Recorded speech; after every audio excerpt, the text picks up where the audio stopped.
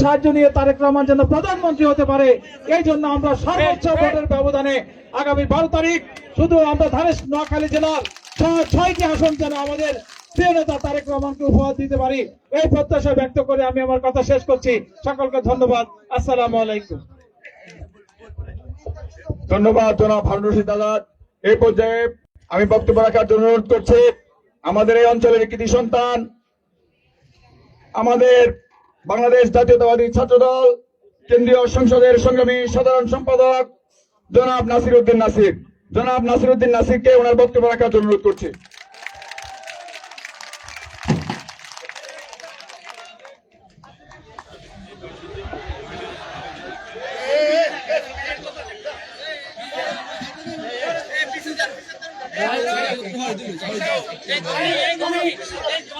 আমি বাইরে আছি না, এই এমনি তো আস্তে আস্তে কেন না স্যার আমরা তো নোয়া নাইনটি তো আমরা আচ্ছা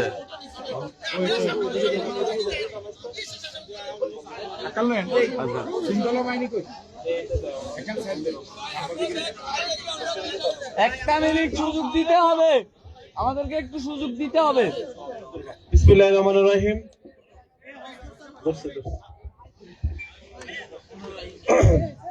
আজকের এই নির্বাচনী জনসভায় মাননীয় সভাপতি এবং প্রধান অতিথি হিসাবে ইতিমধ্যে উপস্থিত আছেন আমাদের এই এলাকার ধানের শীষের প্রার্থী, যিনি আগেও চারবার এখানে সংসদ সদস্য হিসাবে দায়িত্ব পালন করেছেন, আলহাজ মোহাম্মদ শাহজাহান ভাই। এছাড়া উপস্থিত আছেন আমাদের জেলা বিএনপির আমাদের সম্মানিত অভিভাবক বৃন্দ, আমাদের সংগ্রামী আহ্বায়ক এবং সংগ্রামী সদস্য সচিব এবং আমাদের সিনিয়র যুগ্ম আহ্বায়ক, এছাড়া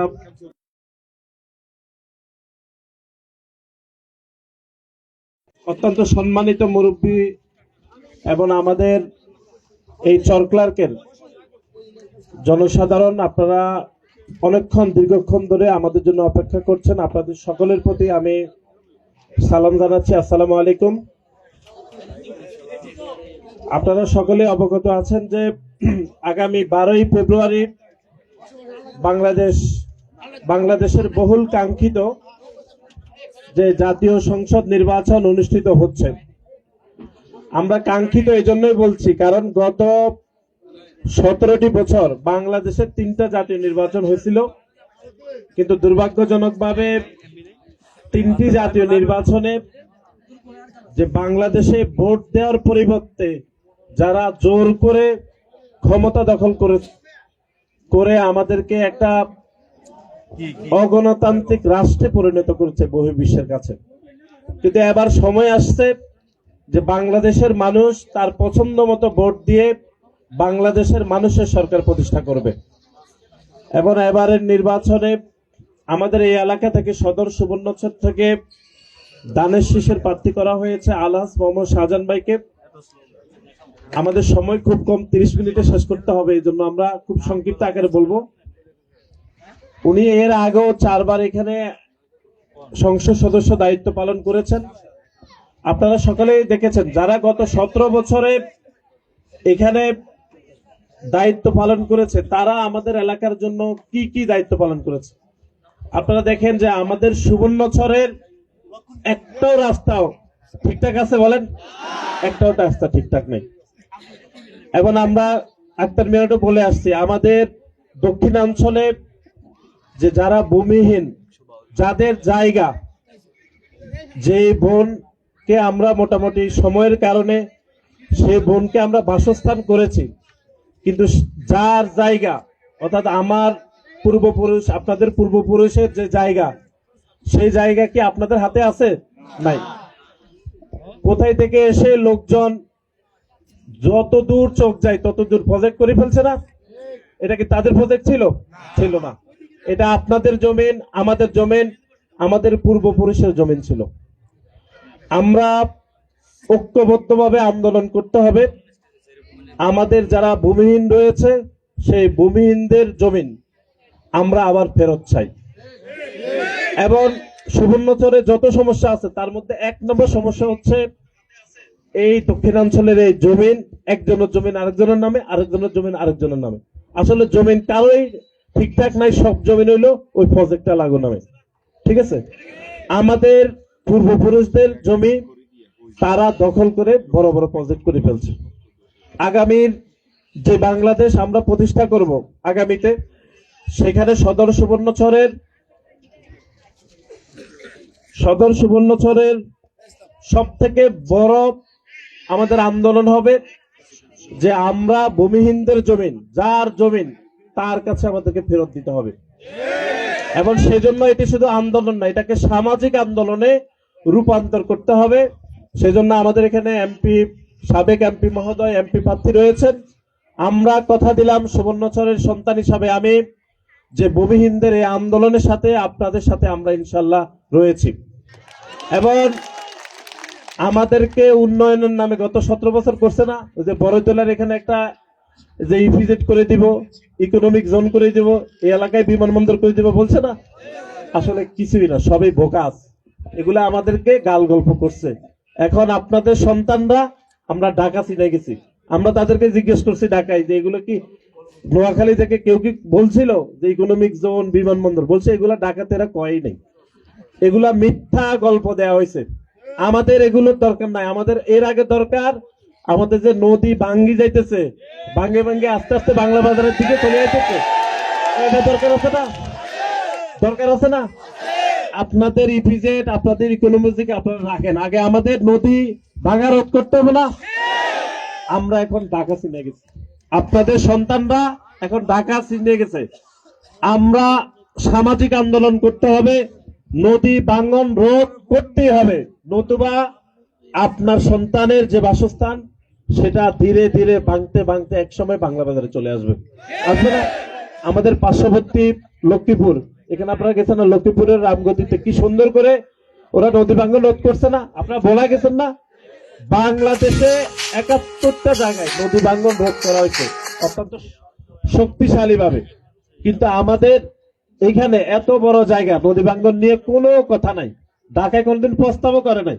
আমাদেরকে দেখাইছে ইকোনমিক জোন করব, বিমানবন্দর করবো, বা এগুলা লাগবে না আমাদের আপাতত। আগে আমাদের নদী ভাঙন এটা রোধ করতে হবে না, এটা আমাদের সামাজিক আন্দোলনে রূপান্তর করতে হবে। সুবর্ণচরে বিদ্যুৎ থাকে, শীতকাল এখনই থাকে না। আজকে আমি ফোন দিছি জিএম কে একটা কাজে, উনি বলতেছে ভাই এখনই পাইতেছি না, তাহলে গরমকাল এলে বিদ্যুৎ থাকবো? একদম থাকবো না।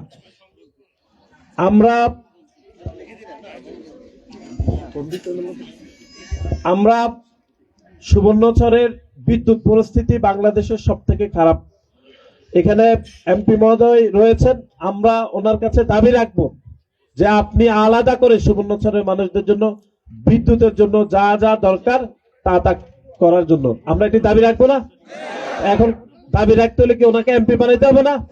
এজন্য আগামী 12 তারিখ আমাদের দল বিএনপি থেকে আমাদের দলের চেয়ারম্যান জনাব তারেক রহমান ধানের শীষের প্রার্থী কাকে করছে? আলহাজ মোহাম্মদ শাহজাহান ভাইকে।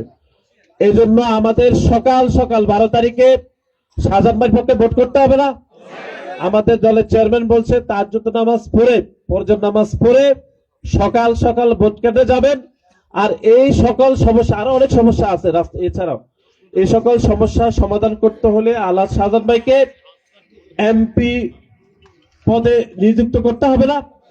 এবার ইনশাল্লাহ আমাদের দলও ইনশাল্লাহ রাষ্ট্র ক্ষমতায় আসবে এবং আমাদের দলের চেয়ারম্যান জনাব তারেক রহমান ইনশাল্লাহ প্রধানমন্ত্রী হবে। তাহলে প্রধানমন্ত্রী যদি তারেক রহমান হন, এমপি যদি শাহজাহান হয়, তাইলে না কম্বিনেশনটা ভালো হইব, বললে আসলে কাজ হয়ে যাবে। এখন একটা যদি গোলমাল হয় তাহলে কিন্তু কাজ আর হইব না, ঠিক আছে না? এজন্য আমাদেরকে সামাজিক আন্দোলন গড়ে তুলতে হবে। সুবর্ণচরে বিদ্যুৎ, শিক্ষা, নদী ভাঙ্গন, ভূমিহীনদের জমির আসল জায়গায় রূপান্তর করা সহ যাবতীয় আরো অনেক সমস্যা আছে। আমাদের আজকে সময় খুব কম, আমরা আপনাদের সাথে আছি। আপনাদের যে সকল সমস্যা রয়েছে আমরা সুবর্ণচরের সন্তান হিসেবে এগুলো সব জানি, বলে দিতে হইব না বাড়া করে যে ভাই এই সমস্যা, এই এলাকার কি কি সমস্যা আছে এটা আমরা জানি। আপনার সন্তান যেরকম জানে আমি সেরকম জানি। সেজন্য আমরা আপনাদের সাথে এই সকল সামাজিক আন্দোলনে রয়েছে। সেজন্য আগামী 12 তারিখ মোহাম্মদ আলহাজ শাহজাহান ভাইকে ধানের শীষে বিপুল ব্যবধানে আমাদেরকে জয়যুক্ত করতে হবে এবং আমাদের দলের চেয়ারম্যান জনাব তারেক রহমানকে বাংলাদেশের প্রধানমন্ত্রী নিযুক্ত করতে হবে ইনশাআল্লাহ। আপনাদের সবাইকে ধন্যবাদ। আসসালামু আলাইকুম। ধন্যবাদ নাসিরউদ্দিন নাসির ভাইকে। এই পর্যায়ে বক্তব্য দেওয়ার জন্য অনুরোধ করছি নোয়াখালী জেলা বিএনপির সংগ্রামী আহ্বায়ক জনাব মাহবুব আলমগীর আলো। জনাব মাহবুব আলমগীর আলো ভাইকে ওনার বক্তব্য রাখার জন্য অনুরোধ করছি। সংগ্রামী বন্ধুরা, আজকের অনুষ্ঠানের প্রধান অতিথি, উপস্থিত সভাপতি, উপস্থিত নেতৃবৃন্দ, সংগ্রামী ভাইরা, আসসালামু আলাইকুম। সময় নাই, 8টার মধ্যে সময় শেষ, আমাদেরকে নির্বাচনী সভা শেষ করতে হবে। সেই জন্য আজকে টিএনও সাহেবের উদ্দেশ্যে বলতে চাই, 2-4 মিনিট 10 মিনিট একটু সময় দেন ভাই। নির্বাচনী সভা তো একটু দয়া করেন ভাই। বাংলাদেশ জাতীয়তাবাদী দল কোন উচ্ছৃঙ্খল রাজনৈতিক দল করে না, এরা কখনো অন্যায় করে না, এরা জুলুম করে না। বিগত দিনে 17 বছর দেখেছে কোনো অন্যায় করে নাই, মানুষের প্রতি কোনো জুলুম করে নাই, কিন্তু বহু চেষ্টা হয়েছে বিএনপিকে ধ্বংস করার, বিএনপিকে ধ্বংস করতে পারে না। পারছে? জোরে বলেন, পারছে? ইনশাল্লাহ ভবিষ্যতে পারবে। আপনারা যখন জেগে আছেন, ইনশাল্লাহ কোনোভাবে এভাবে শেষ করা কোনোভাবেই যাবে না। তাই বিএনপি ঐক্যবদ্ধ, সারা বাংলাদেশে আমাদের প্রিয় নেতা জনাব তারেক রহমানের নেতৃত্বে আজকে ঐক্যবদ্ধ। আর তারেক রহমান কি বলেছেন, আগামী 12 তারিখ আপনারা সারিবদ্ধভাবে, এই পাশে আমার মা বোনেরা আছেন, মা বোনেরা আপনাদের কাছে সবিনয় নিবেদন, ভোরবেলা চলে আসবেন কেন্দ্রে, এসে ভোটটা দিবেন ইনশাল্লাহ। দিবেন তো? সবাই হাত তোলেন ইনশাল্লাহ। সকলকে ধন্যবাদ। আসসালামু আলাইকুম ওয়া রাহমাতুল্লাহ। এখন আপনাদের সঙ্গে বক্তব্য রাখবেন আজকের অনুষ্ঠানের প্রধান অতিথি। আচ্ছা, জাকারিয়া ভাই। বিসমিল্লাহির রহমানির রহিম। এখানে উপস্থিত নেতৃবৃন্দ এবং আর প্রিয় এলাকাবাসী, আসসালামু আলাইকুম। বক্তৃতা দিতাম নয়, এখানে যারা আইছেন তারা তো সবাই বিএনপি করেন নাকি? আর যিনি আছেন আমাদের প্রার্থী মোহাম্মদ শাহজাহান ভাই, তাকে আমাদের মরহুম প্রেসিডেন্ট জিয়াউর রহমানের সাথে দেখছেন, আমাদের বেগম খালেদা জিয়ার সাথে দেখছেন, তারেক রহমানের সাথে দেখছেন। নতুন করে যোগ হয়েছে আমাদের সুবর্ণচরের গর্বিত সন্তান নাসিরউদ্দিন নাসিরকে। কার লগে দেখা যায়? কার লগে? তারেক রহমান লগে। শাহজাহান ভাইয়ের হাত কি শক্তিশালী হইব নি আরো? যদি হয় আমাদের মুখটা রাখিয়েন ভাই। আমরা তো এলাকার থাকি, আমরা সাইডে যাই না তো কোনো দিকে। পিছনে যা ভুলভ্রান্তি হয়েছে আল্লাহর ওয়াস্তে, এইবার অন্তত সুবর্ণচরে ধানের শীষ যাতে অন্য প্রার্থীর থেকে বেশি ভোটে জিতে, এই দাবিটা করব। দাবি রাখবেন? নিজেরা তো আছেন, কিন্তু বাড়িতে মা বোনরা যারা আছে তাদেরকে ঠিক করেন। তারা বলে বেহেশতের কাছে বেশি হলেছে ভোটরে, দয়া করে এটা ঠেকান। এই ছাটুকারদের, এই জুলুমবাজদের, এদেরকে ঠেকান। আমি আর বক্তব্য রাখবো না, পরে কথা হবে। এখন বক্তব্য রাখছেন বিসমিল্লাহির রহমানির রহিম। সম্মানিত আমাদের নেতৃবৃন্দ এবং আপনাদের সকলের প্রিয় নেতা আলহাজ মোহাম্মদ শাহজাহান সহ আমাদের নাসির সহ যারা উপস্থিত হয়েছেন, জেলা এবং উপস্থিত নেতৃবৃন্দ সকলকে ধন্যবাদ। বিশেষ করে আমি বক্তব্য সাথে না, তবু আজকে যেহেতু আপনারা আমাদের চট্টগ্রাম জাতীয়তাবাদী পরিবারের ডাকে এখানে সমবেত হয়েছেন, আমাদের নেতাকে আপনারা যেভাবে আশ্বস্ত করেছেন, আমি মনে করি আমাদের নেতা আপনাদের আশ্বস্ত প্রতিদান নির্বাচনের পরবর্তী সময় আপনাদের দিবেন ইনশাআল্লাহ। আমি আর কিছু বলবো না। আমি যেসব দাবি দাওয়া করতাম, সব দাবি দাওয়া শাহজাহান সাহেবের মুখস্থ আছে। সরকারের কোথায় কি করতে হবে সব পুরান মুখস্থ নগদের ভুনা আছেন। ভবিষ্যতে আমাদের আপনাদের রেজাল্টের উপর নির্ভর করবে সকল উন্নয়নমূলক কার্যক্রম। সবাইকে ধন্যবাদ। আজকে সভা জনসভা সফল করার জন্য সবাইকে ধন্যবাদ জানিয়ে এখন আপনাদের সম্মুখে বক্তব্য রাখবেন আপনাদের সকলের প্রিয় নেতা আলহাজ মোহাম্মদ শাহজাহান। বিসমিল্লাহির রহমানির রহিম। সরকার, বিএনপি এবং অঙ্গ সংগঠনের আয়োজনে আজকের নির্বাচনী সভার সম্মানিত সভাপতি, আপনাদের এলাকার সুসন্তান, ছাত্র দলের কেন্দ্রীয় নির্বাহী কমিটির সাধারণ সম্পাদক নাসিরউদ্দিন এবং আমাদের জেলা বিএনপির আহ্বায়ক মাওলানা আলো, সদস্য সচিব Harun Azad, advocate APM Zakaria, advocate Abdur Rahman, advocate Sadas, আমাদের বিভিন্ন পর্যায়ে সম্মানিত নেতৃবৃন্দ, সমবেত ভাই বোনেরা, আসসালামু আলাইকুম রহমতুল্লাহ বরকাতুহু।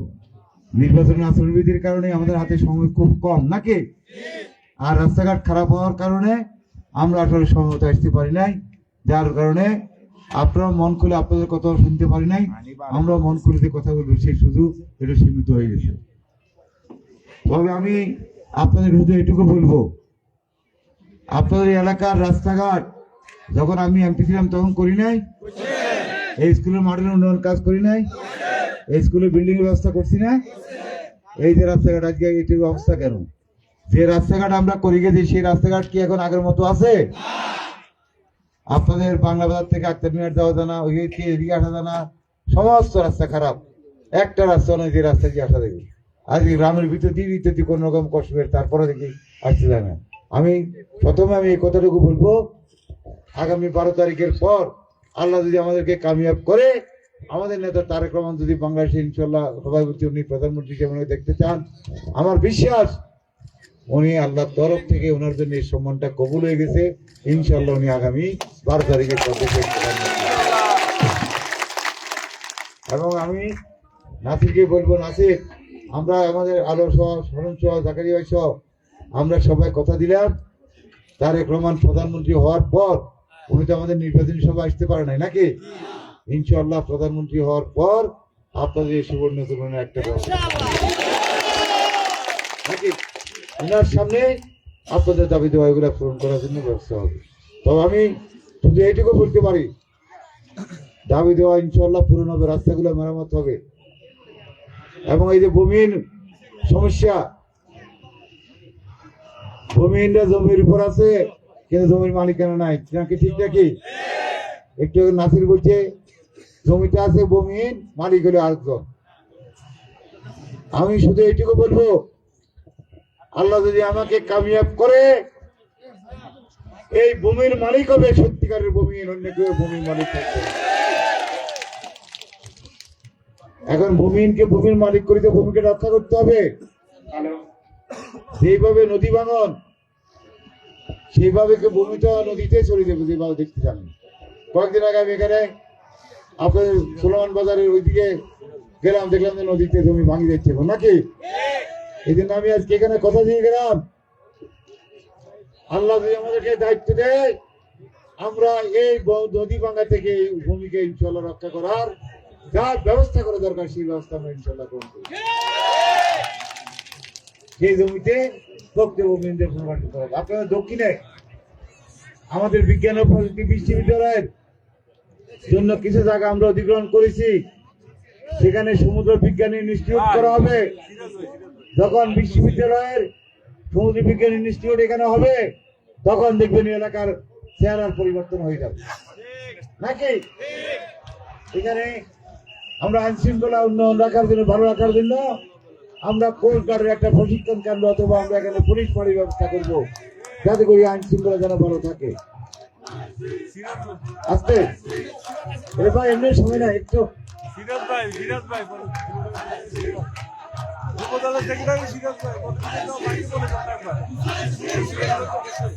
আস্তে ভাই,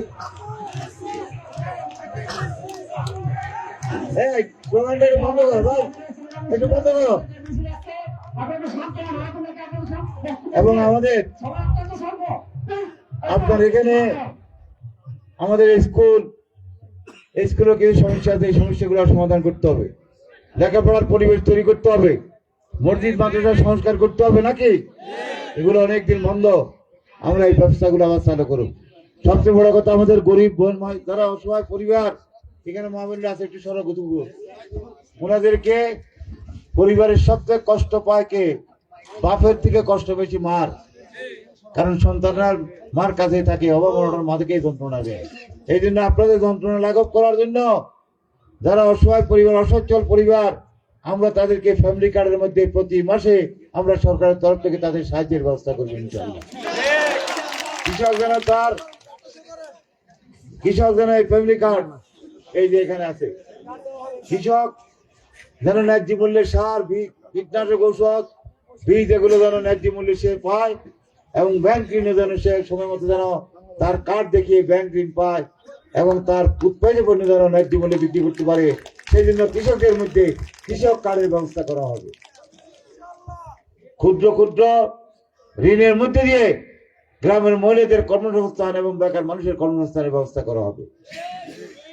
যে জমিতে এখন প্রজেক্টের নামে দখল, সেই জমিতে আপনারা রবি শস্য করে ইনশাআল্লাহ আপনাদের ভাগ্যের পরিবর্তন ঘটাতে পারবেন। আমরা সেইভাবে ব্যবস্থা গ্রহণ করি। এখানে আমাদের একটা প্রকল্প আছে নয় সুবর্ণচর উপজেলা, এটা কে করে গেছে? আমাদের প্রয়াতন একটি দেশের একটি বেগম খালেদা করে গেছেন নাকি? আমি ওনাকে বলার পর উনি আমার এই উপজেলা করার সময় আমার মনে আছে সেই মিটিং আমি এখানকার পানির সমস্যার কথা বললাম, সেচের জন্য পানি নাই কি এর উনি বলে কি করা? আমি বললাম যে এখানে খালের মধ্যে পানি ধরে রাখতে হবে, কারণ নিচ থেকে পানি তুললে আবার খাওয়ার পানির সংকট হবে, এই জন্য খালের পানি ব্যবহার করে চাষাবাদ করতে হবে। খালে কি পানি থাকে? খালগুলা কি সংস্কার হয়েছে? এই জন্য আগামী দিনে খালগুলা কেটে তারেক রহমান সাহেব উনি স্পষ্ট বলছেন উনার মরম পিতা শহীদ রাষ্ট্রপতি জিয়া রহমানের খাল কাটা কর্মসূচি উনি আবার বাস্তবায়ন করবেন, আবার শুরু করবেন। তো আমরা এখানে আমাদের খালগুলো এমন ভাবে কাটবো যাতে করে বর্ষার পানি খালে আটকে রেখে আমরা যেন এখানে আমাদের শস্য উৎপাদন করতে পারি নাকি? তাহলে আমাদের ভাগ্যের পরিবর্তন হবে, অবস্থার পরিবর্তন হবে এবং দেশেরও অবস্থার পরিবর্তন হবে আমাদের পরিবর্তনের সাথে সাথে। তাই আমি আজকে কথা দিলাম যে শেষ প্রকল্প বেগম খালেদার সাথে আলাপ করেছিলাম, বেগম খালেদা আজকে দুনিয়াতে নাই, তার সন্তান তারেক রহমানকে প্রধানমন্ত্রী বানিয়ে তার হাতে এই সুবর্ণচর সেচ প্রকল্প ইনশাআল্লাহ বাস্তবায়ন করবো এবং আপনাদের ভাগ্যের পরিবর্তন হবে। আরো সার্ভিস আছেন। এখন আমরা তো নির্বাচন বিধিকে সম্মান করি নাকি? কি জন্য সম্মান করি? ভোটটা যেন সুন্দর হয় তার জন্য সম্মান করি। তো আমরা বড় দল, আমরা তো সম্মান করি, অন্যরা কি করে আমি জানি না, তবে সবাই সম্মান করা উচিত। কিন্তু একটা কথা বলছি, ভোটের দিন একটু আগে এখানে আমার নাসিরে বলছে, রমন সাহেব বলছে, অনেকে বলছে ভোট কটা শুরু হবে? ভোট শুরু হবে, আগে ভোট শুরু হইতো 8টা, এখন ভোট শুরু হবে 7:30। আগে ভোট শেষ হইতে 4টা, এখন ভোট হবে 4:30টায় শেষ হবে, অর্থাৎ 1 ঘন্টা ভোটের সময় বাড়ানো হয়েছে নাকি? তো আপনি যে ভোট যদি 7:30টা শুরু হয়, আপনার ক্যান্ডিডেট দেব কটা? তাহাজ্জুদ পড়ে নাকি 6টার ভিতরে ক্যান্ডিডেট আসতে হবে, যারা ক্যান্ডিডেট দায়িত্ব পালন করবে। এজেন্টদেরকে ক্যান্ডিডেট ঢুকানোর ব্যবস্থা করে দেবো 6টার ভিতরে, আমাদের লাইনের ব্যবস্থা